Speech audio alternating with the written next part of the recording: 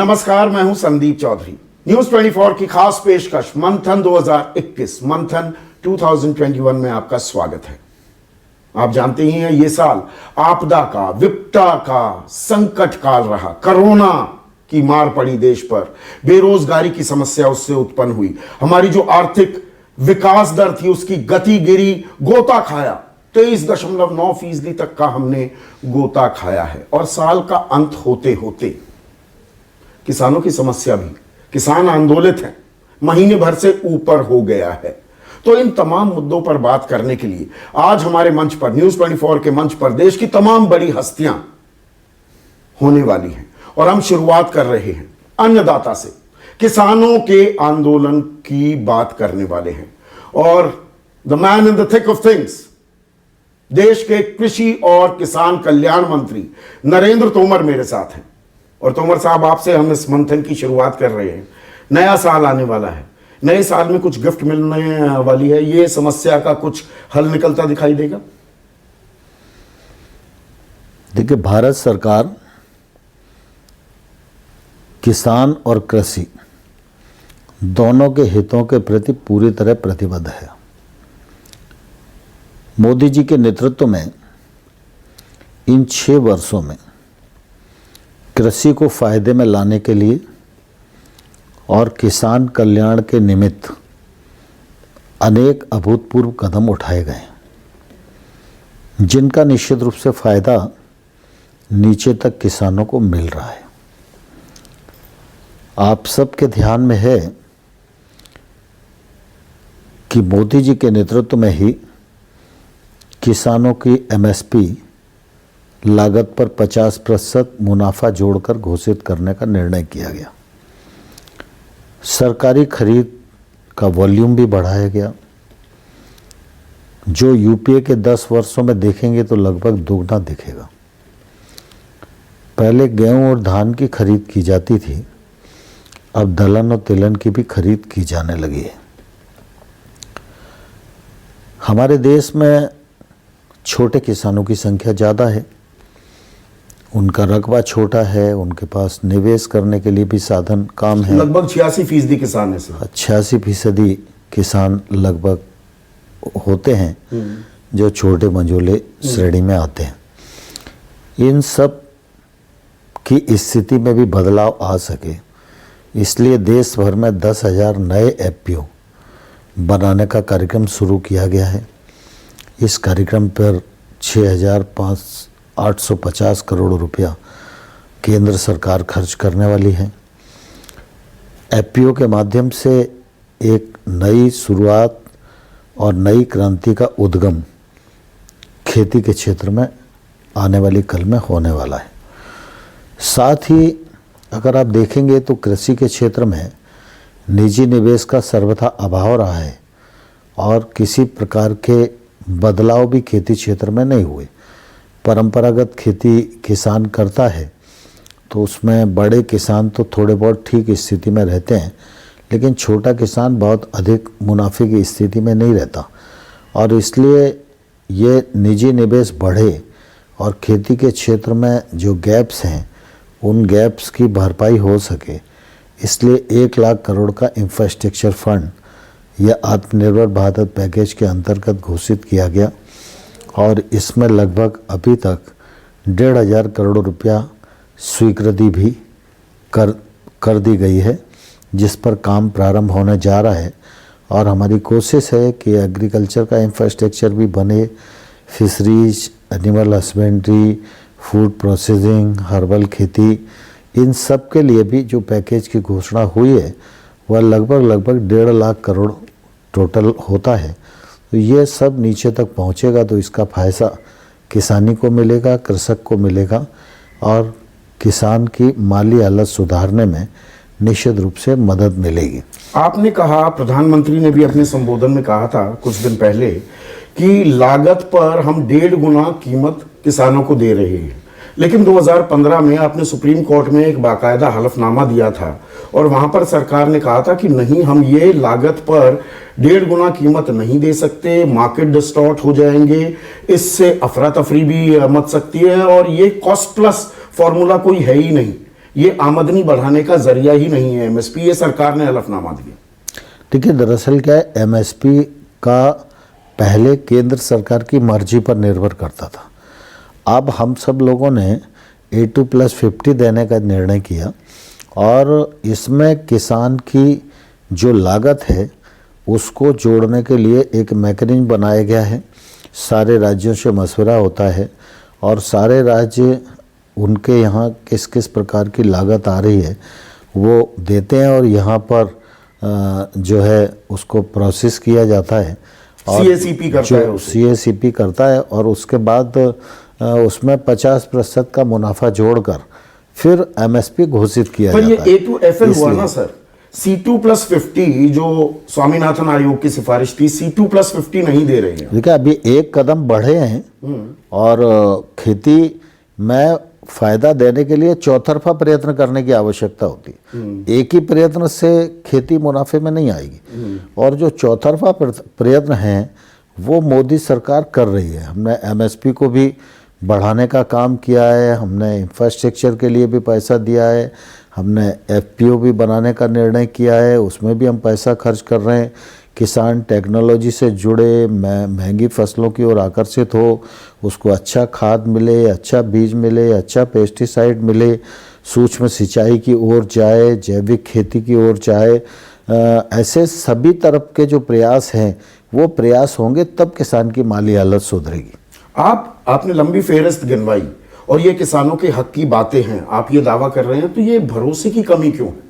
एतबार क्यों नहीं कर रहे किसान? अब महीने भर से ऊपर हो गया, आंदोलन जारी है, आप किसानों को मनवा पाएंगे क्या? देखिए, दरअसल क्या है कि अभी जो नए कृषि सुधार कानून आए उनका देश भर में तो सर्वत्र स्वागत हो रहा है और सभी लोगों से अच्छा महसूस कर रहे हैं। पंजाब सहित एक दो राज्यों के कुछ किसान हैं जिनको इस पर आपत्ति है। उन किसानों से भी हम लोगों ने 6 दौर की वार्ता की है और हम उन किसानों से ये समझना चाहते हैं कि इन कानूनों का खेती पर और किसानी पर क्या दुष्प्रभाव होने वाला है। और पिछले दिनों भी हम लोगों ने लगातार बातचीत की है और निश्चित रूप से मुझे लगता है कि बातचीत होगी तो हम किसानों को समझाने में सफल होंगे और किसान अगर कोई मुद्दा उठाते हैं जिससे कि किसान का कोई नुकसान होने वाला है तो सरकार ने हमेशा ये कहा है कि हम खुले मन से उस पर विचार करने को तैयार। आप 7, 8, 9 संशोधन करने के लिए तैयार हैं, लिखित आश्वासन देने को तैयार हैं न्यूनतम समर्थन मूल्य पर। आपकी आखिरी बैठक 5 दिसंबर को हुई थी, अब 24 दिन बाद ये बैठक होने वाली है। किसान कह रहे हैं पहले कानून निरस्त करो, तीनों इनको रद्द करो, MSP को कानूनी जामा पहनाइए। पराली और बिजली विधेयक संशोधन की बात कौन छोड़ भी दें, 2 ये मोटी बातें हैं, क्या इन पर कोई बीच का रास्ता निकल सकता है? तुम देखिए, दरअसल क्या है कि कानून पर जब चर्चा होगी तो प्रावधानों पर ही तो चर्चा होगी ना। डिमांड करना अलग बात है और कानून का फायदा और नुकसान इस पर चर्चा करना दूसरी बात है। जिससे किसानों का नुकसान होगा चर्चा उसी पर तो की जाएगी। तो सरकार उस पर खुले मन से विचार करने को तैयार है और बात करने को भी तैयार है और हम करेंगे। कह रहे हैं कि नहीं पहले कानून निरस्त करो। नहीं, मैं समझता हूँ जब टेबल पे बातचीत होगी तो तर्कों के साथ बातचीत होगी। मुझे पूरी आशा है कि हम और किसान मिलकर कुछ समाधान खोजने में सफल होंगे। MSP पर लिखित जब आप आश्वासन दे सकते हैं तो उसे कानूनी जामा क्यों नहीं पहना सकते? ये देखिए, MSP भारत सरकार का प्रशासनिक निर्णय है और बहुत अच्छे से चल रहा है। MSP बढ़ी भी है, MSP पर खरीद भी लगातार बढ़ रही है, तो MSP के बारे में कोई शंका होने का सवाल ही नहीं है। हर चीज़ कानून से तय नहीं होती ना, कुछ कानून से तय होती है, कुछ नियम से तय होती है, कुछ सिद्धांत से तय होती है, कुछ प्रशासकीय निर्णयों से तय होती है। तो MSP तो अच्छी चल रही है और देश भर के किसानों को उसका लाभ मिल रहा है। नहीं, देखिए किसान क्या कहते हैं कि 1975 रुपए का जैसे गेहूं है या 1868 रुपए का धान है, धान बिक रहा है 1100 रुपए, मक्का 1850 रुपए है, कई जगह 900-800 रुपए में बिक रहा है, नरमा कपास 5515 रुपए है, 3200 रुपए बिक रहा है, मूंग 7219 रुपए है, वो 4200 रुपए पर बिक रही है। आपकी मंशा बिल्कुल ठीक है, आपकी नियत नीति पर मैं सवाल नहीं उठा रहा हूँ। सरकार वो घोषणा कर रही है, बुआई से पहले कर रही है, 23 फसलों का आपने उसमें नाम डाल दिया, लेकिन दरअसल एमएसपी की घोषणा करना और खरीदी करना ये दो अलग चीजें हैं ना तुम्हारे साथ। देखिए, दरअसल क्या है, एमएसपी घोषित इसलिए की जाती है कि उससे किसानों को निश्चित रूप से एक दिशा मिले, और आज वर्तमान परिस्थितियों में बाजार में असंतुलन है। इस असंतुलन को दूर करने के लिए ही तो ट्रेड और कॉमर्स एक्ट हम लोग लेके आए। जब बाजार खुला होगा, एक किसान किसी भी दूरस्थ स्थान पर अपनी फसल अपनी मनचाही कीमत पर बेचने के लिए अगर स्वतंत्र होगा, तभी निश्चित रूप से उसको वाजिब दाम मिलेंगे। अभी जो मंडी की जंजीरों में जकड़ा हुआ है, एक सीमा और बंदिशों में जकड़ा हुआ है, उसके कारण कहीं दूसरी जगह अगर उसको फसल की अच्छी कीमत मिल रही है तो वो बेच ही नहीं पाता। नहीं नहीं, ये बात बिल्कुल वाजिब है आपकी, पर किसान यही तो कहता है कि मंडी में अब हरियाणा और पंजाब की जो आप बात कर रहे हैं, हरियाणा में एमएसपी पर खरीदी होती है 85%, पंजाब में होती है 89%। उन्हें ऐसा लगता है ये मंडी व्यवस्था खत्म हो जाएगी। पंजाब के किसान की आमदनी है 2,19,000 रुपए सालाना, हरियाणा की 1,90,000। एपीएमसी हटाया बिहार में, वहां आमदनी है सिर्फ 42,000, 3,500 रुपए महीना। उन्हें लगता है कि कारोबारी, आप कहते हैं कि एमएसपी से ऊपर बेच दो कारोबारी के पास, आपके लिए आपकी बल्ले बल्ले हो जाएगी। किसान कहता है नहीं, ये नहीं खरीदेंगे। देखिए, ऐसा नहीं है। बिहार की चिंता दूसरे लोगों को करने की जरूरत नहीं है। बिहार अपने आप में सक्षम है, और बिहार का उदाहरण देके लोग अपना तर्क जमाने की कोशिश करते हैं। अगर बिहार में किसानों को तकलीफ इन कानूनों से होती तो बिहार का किसान आंदोलन क्यों कर रहा होता। और मैं लोगों को यह भी कहना चाहता हूँ, किसान भी तो मतदाता है। बिहार में वोट नहीं डाला क्या उसने? अगर वो किसान आंदोलन चल रहा था, बातचीत चल रही थी, फिर एनडीए के पक्ष में वो वोट क्यों डाला? वो इसलिए डाला कि वो जानता है कि कृषि कानूनों का जो सुधार हुआ है, इन सुधारों के माध्यम से ही आने वाले कल में किसानों के लिए एक अच्छा कल मिलने वाला है। पर जो एमएसपी है तोमर साहब, वो मिनिमम सपोर्ट प्राइस है, न्यूनतम समर्थन मूल्य है। उसकी एक फ्लोर सीलिंग लगाने में दिक्कत क्या है? जब आप लिखित आश्वासन दे रहे हैं, उसे कानूनी जामा पहना दो। मेरे ख्याल से ये आधा आंदोलन वैसे ही खत्म हो जाएगा। नहीं, ऐसा नहीं है। दरअसल क्या है कि जब किसी चीज का प्रशासकीय निर्णय हो चुका है और उसमें कानून बनाने की फिलहाल कोई आवश्यकता दिखाई नहीं देती, तो कानून की जरूरत नहीं है। जब कानून की जरूरत होगी, सरकार उस पर भी विचार करेगी। सरकार तो खरीदेगी एमएसपी पर, आप लिखित आश्वासन देते हैं, लेकिन ये निजी कारोबारी व्यापारी क्या खरीदेंगे कम से कम एमएसपी पर? ऊपर की बात छोड़ देखिए, दरअसल क्या है, बाजार को खुला होने दीजिए और समय का इंतजार करने दीजिए। बाजार को मुक्त और संतुलित होने दीजिए, और अगर हम संतुलित होने में ही बाधाएं खड़ी करेंगे तो किसानों के साथ ये तो अन्याय है।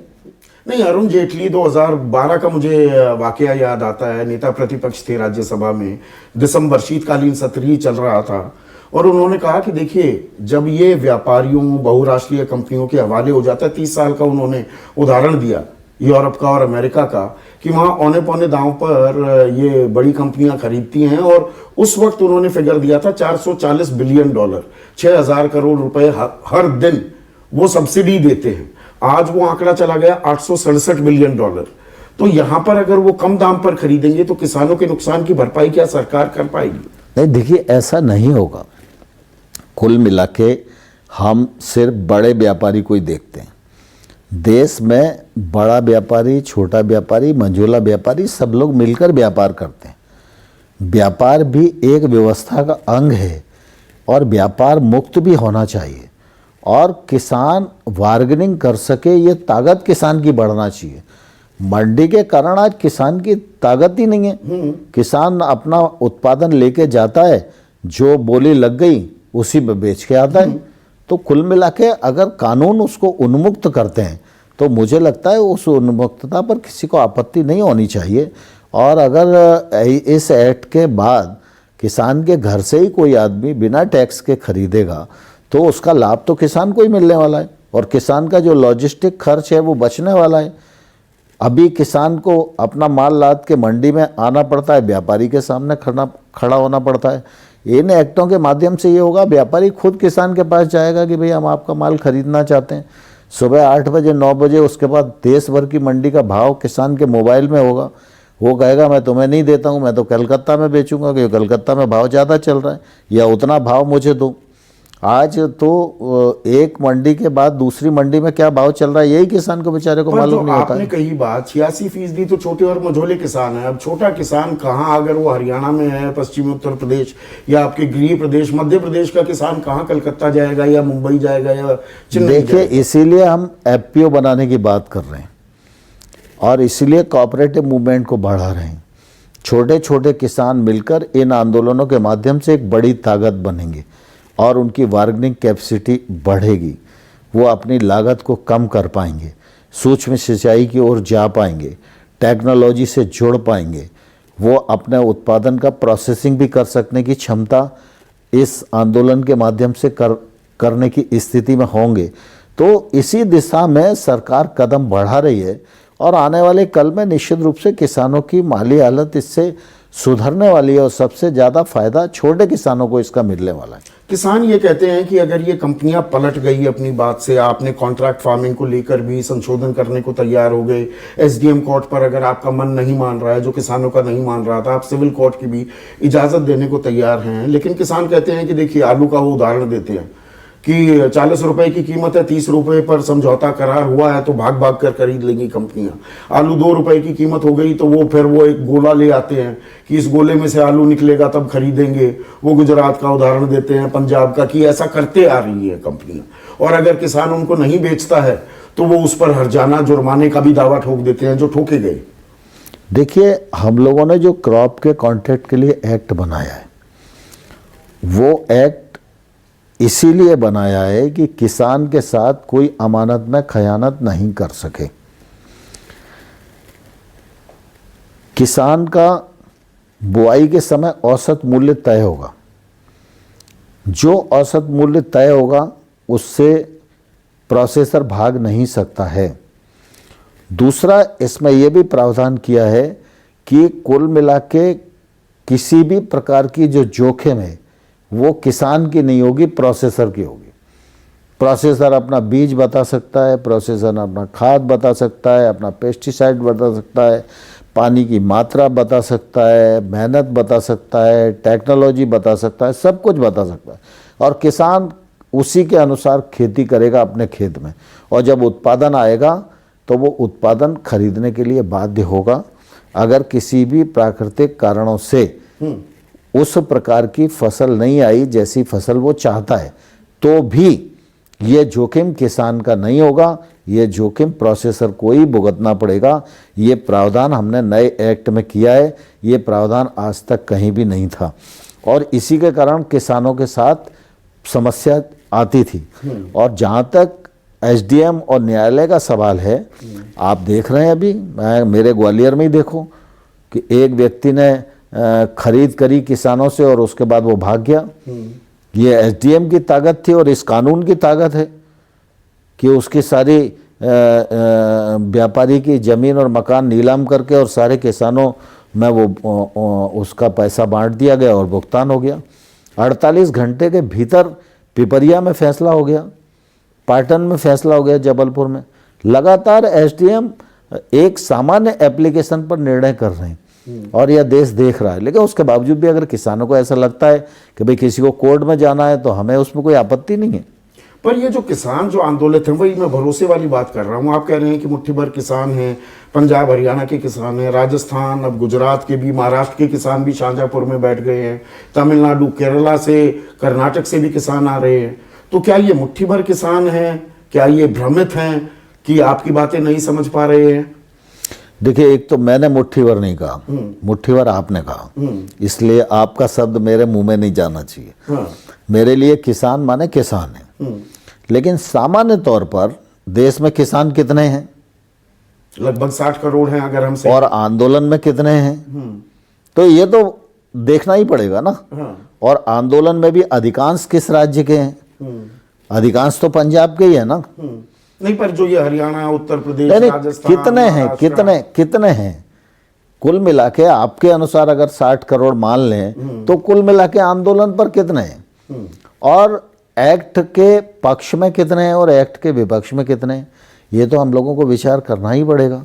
और कुल मिला के मैं आपके माध्यम से भी किसान यूनियंस के लोगों को कहना चाहता हूँ कि भाई किसान यूनियंस के लोगों की ये जिम्मेवारी है कि वह किसानों की वकालत करें, किसान को नुकसान कहाँ हो रहा है इस बात को इंगित करें, और किसान को जहाँ नुकसान होगा वहाँ यूनियन की बात पर विचार करने के लिए भी और मानने के लिए भी सरकार पीछे नहीं है। जो ये 40 किसान संगठन हैं जो इस आंदोलन की अगुवाई कर रहे हैं, बहुतेरे किसान संगठन आपसे भी आकर मिले हैं और सरकार के इन कानूनों का उन्होंने समर्थन किया है। वो कहते हैं ये फर्जी किसान है, सरकार फूट डालो वाली नीति अपना रही है, किसानों को दो फाड़ करना चाहती है। नहीं, ऐसा नहीं है। भारत सरकार के लिए सब किसान बराबर हैं। जो कानून का विरोध कर रहे हैं हम उनसे भी बात कर रहे हैं, लेकिन सरकार जो कानून का समर्थन करेगी उनसे हम बात नहीं करें, ये कैसे हो सकता है? सरकार का दरवाज़ा, कृषि मंत्रालय का दरवाज़ा सभी किसानों के लिए खुला हुआ है और देश के अधिकांश किसान इन कानूनों का समर्थन कर रहे हैं। सब तरफ से फ़ोन आ रहे हैं, सब तरफ से पत्र आ रहे हैं। तो अब वो लोग एक दूसरे को फर्जी कहें, लेकिन मैं तो किसी को फर्जी नहीं बोलता हूँ। हाँ, ये नहीं, ये असली नकली वाला खेल बड़ा चल रहा है। अब कांग्रेस ने भी 2 करोड़ चिट्ठियां डाल दी। आप भी दावा करते हैं कि हमने रायशुमारी की थी, 92 लाख लोगों से हमने सलाह की थी। इनके आंकड़े पता नहीं लग पाता कि ये 2 करोड़ चिट्ठियां कहाँ से आई, कब आई थी। आपके 92 लाख का भी नहीं पता लग पाता कि वो राय आपने कब ली थी और किस किस इलाके के किसानों से ली थी। देखिए, दरअसल क्या है, कांग्रेस के 2 करोड़ हस्ताक्षर कहाँ हुए ये मुझे भी नहीं मालूम और देश को भी नहीं मालूम। बाकी इसका विश्लेषण मीडिया करे, मैं आप पर ही छोड़ता हूँ। लेकिन मैं इतना जरूर जानता हूँ कि किसी भी कानून के आने से पहले जो विचार विमर्श की एक प्रक्रिया है, उस प्रक्रिया के आधार पर सरकारें काम करती हैं। पहले प्लानिंग कमीशन था, प्लानिंग कमीशन मशवरा करता था। स्वामीनाथन आयोग जब बना तो स्वामीनाथन साहब ने 2-3 साल में क्या किया? कोई ऑफिस में तो नहीं बैठे रहे। आयोग के तमाम सारे सदस्यों ने राज्यों में विजिट की, जिलों में विजिट की, यूनियन से बात की। वो यूनियन की बात रिकॉर्ड पर है और यूनियन उस समय क्या चाहती थी। और लगातार जो साइंटिस्ट हैं कृषि के क्षेत्र में उनसे बातचीत की, कृषि के क्षेत्र में विद्वानों से बातचीत की, राजनीतिक दलों से बातचीत की, किसान संगठनों से बातचीत की, किसान संगठनों से बातचीत हुई। किसान संगठन कहते हैं हमसे बातचीत ही नहीं। दरअसल ये टिकैत साहब का जो बयान है वो इस रिफॉर्म के आने के बाद ये है कि स्वर्गीय महेंद्र सिंह टिकैत की आत्मा को आज 27 साल बाद शांति स्वर्ग में मिली होगी, क्योंकि उनकी मांग थी ये रिफॉर्म आना। ये उनका है, अब वो क्यों यू टर्न ले रहे हैं मुझे नहीं मालूम। शरद पवार साहब इनकी रिकमेंडेशन करते रहे, अब वो क्यों यू टर्न ले रहे हैं मुझे नहीं मालूम। राहुल गांधी अपने घोषणा पत्र में घोषित करते हैं, आप पार्टी अपने घोषणा पत्र में इसको रख के चुनाव लड़ती है और अब यू टर्न ले रहे हैं। तो ये तो मतलब राजनीति का 2 मुहा चरित्र है। मैं समझता हूँ कि किसान के बारे में मत व्यक्त करना ये हर राजनीतिक दल का अधिकार है, लेकिन राजनीतिक दल को ये तो तय करना ही पड़ेगा कि कुल मिला के साल भर पहले आप झूठ बोल रहे थे या आज झूठ बोल रहे हो। पर आप अपने ही कुनबे में देखें, एसएडी शिरोमणि अकाली दल आपका सबसे पुराने घटकों में से एक, शिवसेना के बाद तो सबसे पुराना, वो कि हमारी बात नहीं मानी गई, सलाह मशवरा नहीं लिया, वो छोड़ देते हैं। हनुमान बेनीवाल ने भी अब घोषणा कर दी है एनडीए का मैं हिस्सा नहीं हूँ। जेजेपी जो आपका समर्थक है जिसके चलते सरकार चल रही है, हरियाणा में 7 विधायक खिलाफ हैं। चौधरी बीरेंद्र सिंह कह रहे हैं कि मैं तो किसानों के साथ हूँ, आपके वरिष्ठ नेता हैं, आपके सहयोगी रहे हैं पिछली कैबिनेट में। किसी का किसान के साथ होना खराब बात नहीं है, ये सब भी मशवरा करके हल खोजने की बात करते हैं। लेकिन मैं सिर्फ इतना ही कहना चाहता हूं कि सियासत करने के लिए और भी समय हमारे पास है, और भी मुद्दे हमारे पास हैं। किसानों के लिए आप पहले क्या बोल रहे थे? अकाली दल था तो अकाली दल के पहले के बयान देखो, कानून का समर्थन क्यों कर रहे थे? क्या आंख पर पट्टी बंधी थी क्या? हनुमान बेनीवाल जी हैं तो लोकसभा में क्या भाषण दे रहे थे? तो जो कांग्रेस करेगी उसी की होड़ अगर राजनीतिक लोगों में लगी है तो मैं समझता हूं कि किसानों के मामले पे किसी को सियासत नहीं करना चाहिए। किसान हमारे देश का अन्नदाता है, हमारी बैकबोन है, और किसान की माली हालत सुधरे इसके लिए अगर कुछ और लोगों का भी हित को बलि चढ़ाना पड़ती है तो उन्हें तैयार रहना चाहिए। पर यहाँ पर ये राजनीतिक दल ये कहते हैं कि देखिए वो टीयरिंग हरी ऐसी क्या आफत थी कि आपदा काल में, कोरोना काल में 5 जून को आप अध्यादेश ले आते हैं, फिर स्टैंडिंग कमेटी को भेजे बिना ध्वनि मत से पास करा देते हैं। ये सवाल भी उठा रही है, नहीं, इनमें आपके समर्थक भी हैं। नहीं, सवाल इसका नहीं है। सवाल इसका है कि इन रिफॉर्म के बारे में चर्चा कब शुरू हुई? क्या चर्चा जनवरी 20 में शुरू हुई? ये चर्चा अटल बिहारी वाजपेयी के प्रधानमंत्रित्व कार्यकाल में प्रारंभ हुई। उसी समय स्वामीनाथन आयोग बना, का नेशनल फार्मर कमीशन बना, कांग्रेस के सरकार के मुख्यमंत्री कृषि मंत्री महाराष्ट्र के पाटिल साहब की अध्यक्षता में 10 कृषि मंत्रियों की समिति बनी। हुड्डा जी कांग्रेस पार्टी के मुख्यमंत्री थे, उनकी अध्यक्षता में 4 मुख्यमंत्रियों की समिति बनी और कांग्रेस ने अपने मैनिफेस्टो में इसको रखा, आप पार्टी ने अपने मैनिफेस्टो में रखा।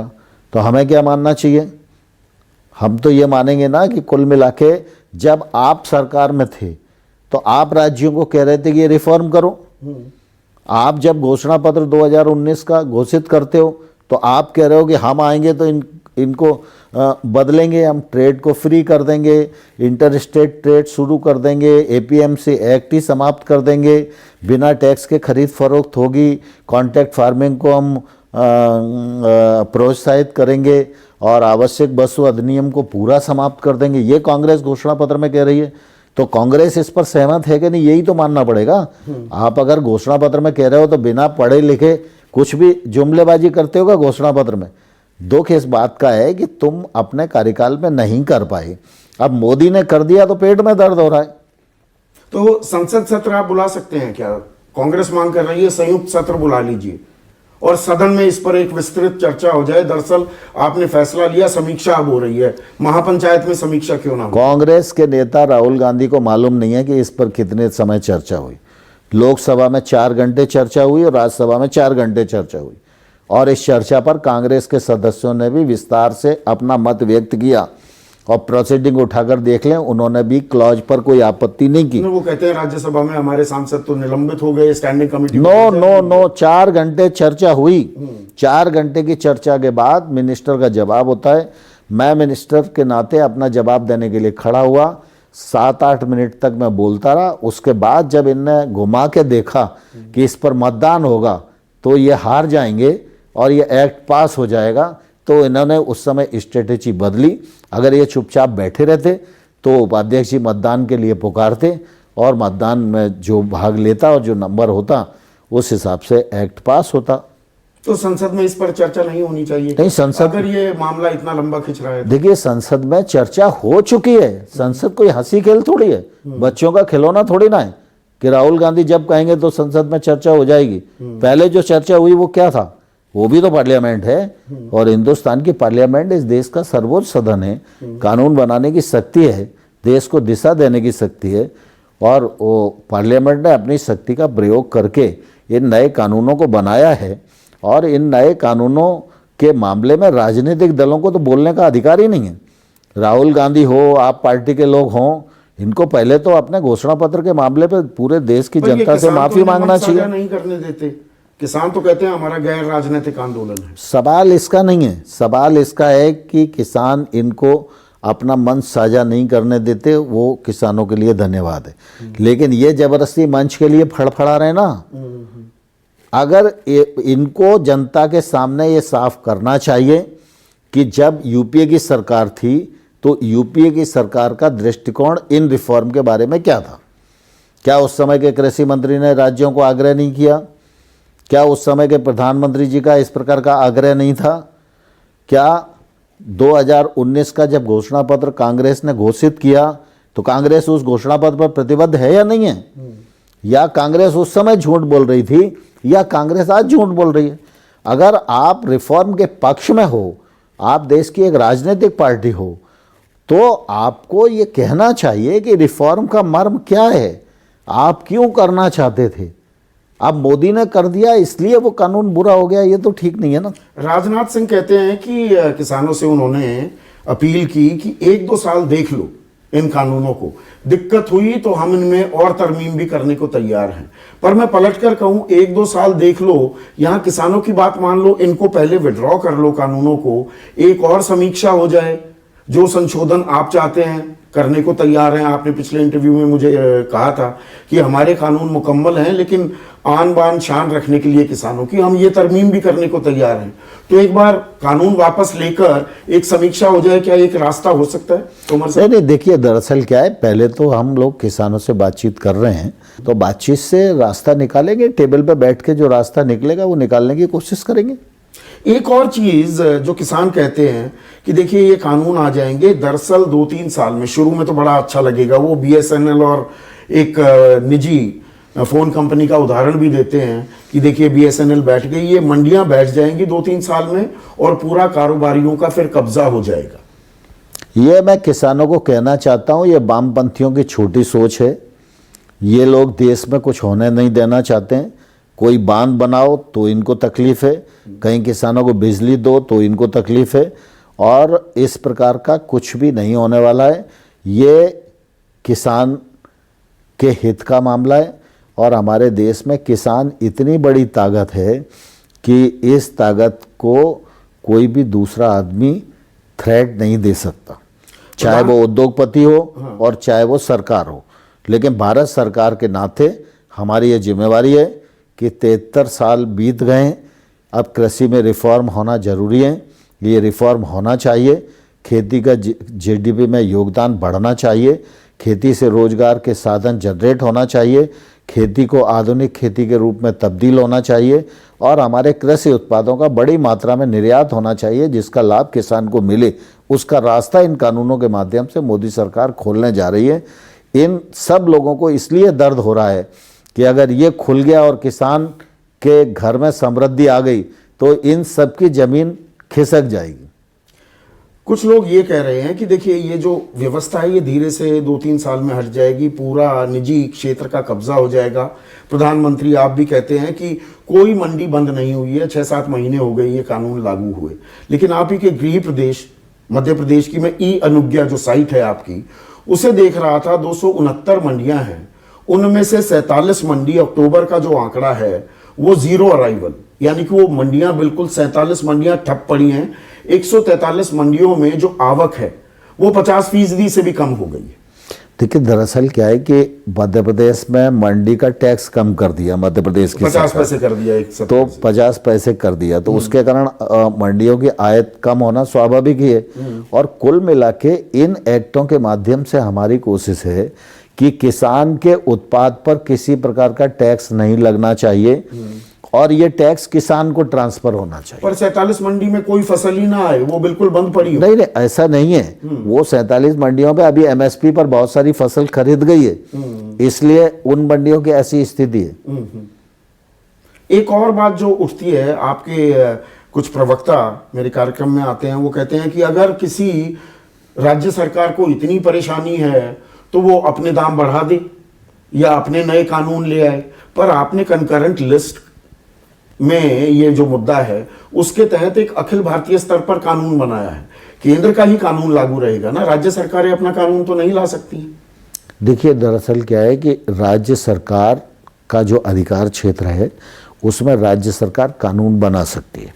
अभी भी जो APMC एक्ट है वो राज्य सरकार का ही एक्ट है, और उसके माध्यम से ही मंडियां गवर्न होती हैं। हम लोगों की ट्रेड और कॉमर्स एक्ट के जरिए ये कोशिश है कि पूरे देश में कृषि उत्पाद के ट्रेड का में एक रूपता होना चाहिए, और बिना टैक्स के अंतर्राज्यीय व्यापार होना चाहिए। अभी एक ही मंडी में व्यापार करना ये किसान की बाध्यता है, एक ही मंडी में व्यापारी लाइसेंसी वो खरीदे ये बाध्यता है, व्यापारी जो दाम लगा दे उसी पर किसान को बेच के जाना ये बाध्यता है। हम लगातार इस बात की कोशिश कर रहे हैं कि एग्रीकल्चर इंफ्रास्ट्रक्चर गांव-गांव तक पहुंचे, जिससे किसान को अपनी आज उपज बेचने के लिए मजबूर ना होना पड़े। आज किसान के घर में जगह नहीं है, इसलिए वो लाके मंडी में खड़ा होता है और बेचता है। ये 1 लाख करोड़ का इंफ्रास्ट्रक्चर नीचे तक जाने वाला है, और इन एक्ट को आप लागू तो होने दीजिए, किसान तो उस दिन बेचेगा जिस दिन उसको सबसे ज्यादा भाव तो मिलेगा। राज्य सरकारें अपना भी कानून लगा सकती हैं, केंद्र कानून, केंद्रीय कानून, ये 3 कानून तो लागू हो गए अखिल भारतीय स्तर पर। नहीं, राज्यों के कॉन्ट्रैक्ट फार्मिंग के एक्ट पहले से कुछ बने हुए हैं, कई राज्यों में बने हुए हैं, लेकिन हमने जो एक्ट बनाया है वो पूरा का पूरा प्रो फार्मर एक्ट है। अभी पंजाब में भी अगर आप देखेंगे तो कॉन्ट्रैक्ट फार्मिंग का जो एक्ट है उसमें किसान जब उस एक्ट का उल्लंघन करेगा तो किसान को जेल तक जाना पड़ेगा, सजा भुगतनी पड़ेगी, ये प्रावधान। हमने जो कानून बनाया उसमें पूरी तरह किसान को सुरक्षा दी गई है, व्यापारी को पूरी तरह कानून में बांधा गया है। आने वाले साल के लिए क्या है आपके रोड मैप, क्या है किसानों के लिए? आने वाला वर्ष भी किसानी के लिए अच्छा होगा, ऐसा मैं ईश्वर से कामना करता हूँ, क्योंकि हम सब इस बात को जानते हैं कि कोविड का संकट 2020 में रहा। इसके बावजूद भी किसानों ने फसल की अच्छे से कटाई की, फसल का पहले से अधिक उपार्जन किया। ग्रीष्म ऋतु की बुआई, खरीफ की बुआई गत वर्ष की तुलना में अधिक हुई, खरीफ की फसल बम्पर पैदा हुई और आने वाले कल में रबी की फसल आने वाली है, वो भी निश्चित रूप से अच्छी होगी, ऐसा मैं मानता हूँ। आने वाले वर्ष में हमारी कोशिश होगी कि एक तो ये 10,000 FPO बनाने का काम हम पूरा करें। 1.5 लाख करोड़ का जो इंफ्रास्ट्रक्चर फंड है, इस फंड को हम नीचे तक इसका किसान उपयोग कर सकें, इस दिशा में वर्क करें और किसान की आमदनी दोगुनी करने के लिए जो काम देश भर में चल रहा है उस काम को बल दें। और मुझे पूरा विश्वास है कि आगामी समय में किसान इन सब योजनाओं का फ़ायदा उठाएंगे, किसान KCC का भी पूरा उपयोग करेंगे और किसान इंफ्रास्ट्रक्चर का भी पूरा उपयोग करेंगे, टेक्नोलॉजी से जुड़ेंगे, महंगी फसलों की ओर आकर्षित करेंगे और अपनी लागत को कम करने की दिशा में प्रयास करेंगे, पानी की बचत करेंगे। तो निश्चित रूप से मुझे लगता है किसानों की हालत आने वाले कल में सुधार सकने में हम लोग सफल होंगे। और जो आपका लक्ष्य है 2022 तक आमदनी दोगुनी हो जाएगी किसानों की, वो ऑन ट्रैक है? हाँ, बिल्कुल। आमदनी दोगुनी करने का जो लक्ष्य 2022 तक का है उस पर भारत सरकार पूरा तेजी के साथ और गंभीरता के साथ काम कर रही है और मुझे पूरा विश्वास है किसानों का परिश्रम, केंद्र और राज्य सरकार का प्रयत्न, दोनों मिलके हम 2022 तक इस लक्ष्य को प्राप्त करने में सफल होंगे। पर उसके लिए किसानों को समझाना होगा। आपने वो गिफ्ट दी है, वो गिफ्ट लेने को तैयार नहीं। 40 से ऊपर किसानों की मौत भी हो गई है। अन्नदाता अगर भूख हड़ताल करे या मर जाए तो ये देश के लिए चिंता की तो बात है ही ना तोमर साहब। देखिए, मृत्यु कैसी भी स्थिति में वो दुखद ही है और इसलिए आंदोलन पर कुछ लोग की मृत्यु हुई है, उसका मुझे निश्चित रूप से खेद है। लेकिन जहाँ तक मैं समझता हूँ किसान अपनी फसल के माध्यम से आमदनी को दोगुनी करें, इस बारे में पूरे देश का किसान अवेयर है और बहुत जागरूकता के साथ वो काम कर रहा है और मुझे पूरा विश्वास है कि उसका परिश्रम, उसकी मेहनत और केंद्र और राज्य सरकारों के प्रयत्न रंग लाएंगे और हम इस लक्ष्य को प्राप्त करने में सफल होंगे। 2 आखिरी सवाल। आप सिर्फ कृषि मंत्री नहीं हैं, आप किसान कल्याण मंत्री भी हैं। ये जो किसान संगठन आंदोलित हैं वो ये कह रहे हैं किसान कल्याण की परवाह नहीं कर रहे तोमर साहब, ये निजी कंपनियों का ज्यादा ख्याल रख रहे हैं। ये कानून आते हैं उससे पहले अब ये उदाहरण दिए जा रहे हैं कि एक बड़े औद्योगिक समूह ने 100 एकड़ जमीन खरीद ली, CLU भी हो गया, हरियाणा में पानीपत के पास का जिक्र किया जा रहा है। देखिए, मैं समझता हूँ कुल मिला के कुछ लोग ऐसे हैं जो झूठ बोलकर अपने उद्देश्य को प्राप्त करने के लिए किसानों को बरगला रहे हैं। भारत सरकार मोदी जी के नेतृत्व में यह गांव गरीब किसान की सरकार है। पूरे 6 वर्षों में नरेंद्र मोदी जी के नेतृत्व में गांव गरीब और किसान तीनों की हालत सुधारने के लिए अभूतपूर्व प्रयत्न किए गए हैं और इसको देश की जनता ने मुहर भी लगाई है। 2014 के चुनाव में मोदी जी को बीजेपी के रूप में अगर देखें तो 287 सीटें मिली थी, NDA को तो बहुत ज़्यादा मिली थी और इस बार बीजेपी को 303 सीटें प्राप्त हुई। ये वही लोग हैं जो जीएसटी का विरोध कर रहे थे, ये वही लोग हैं जो नोटबंदी का विरोध कर रहे थे, ये वही लोग हैं जो धारा 370 का विरोध कर रहे थे, ये वही लोग हैं जो सीएए का विरोध कर रहे थे, ये वही लोग हैं जो 3 तलाक का विरोध कर रहे थे। इस प्रकार के लोग जबरदस्ती किसानों के कंधे पे बंदूक रखकर चलाना का असफल प्रयास कर रहे हैं। किसान के मन में ये बात नहीं है। भारत सरकार किसानों के प्रति पूरी तरह प्रतिबद्ध है, लेकिन इस प्रकार के तत्व निश्चित रूप से देश में कुछ लोगों को बरगलाने की कोशिश कर रहे हैं। तो आप कह रहे हैं विरोध के नाम पर विरोध हो रहा है। प्रधानमंत्री ने 15 दिसंबर को कच्छ के किसानों से बातचीत की, 18 को मध्य प्रदेश में रायसेन के किसानों से, अब 25 तारीख को 7 राज्यों के किसानों से बात की। किसान तो यहाँ से 20 किलोमीटर दूर बैठे हुए हैं। आपको प्रधानमंत्री, आप जाकर सीधे उनसे बात क्यों नहीं कर लेते? नहीं, देखिए, दरअसल जब वो आंदोलन पर हैं तो आंदोलन पे हैं, तो आंदोलन की और सरकार की अपनी मर्यादा हैं, और वहाँ इतनी बड़ी संख्या में सब किसानों से बात करना संभव नहीं है। अगर किसान यूनियन जो हैं उनसे उनके प्रतिनिधि के तौर पर हम बातचीत कर रहे हैं, चर्चा कर रहे हैं, और यूनियन अगर कहें कि सारे किसानों से बात करो तो हम तो लाइन लगा के सवेरे शाम तक सबसे बात कर लेंगे, मना लेंगे आप किसानों को? हाँ बिल्कुल, जो किसान आएगा मैं मनाने में सफल होऊंगा, ऐसा मुझे पूरा विश्वास है। और बात ऐसे ही अड़ी रही है, लंबा चलेगा क्या? फिर मतलब रास्ता क्या देखते हैं? मुझे नहीं लगता।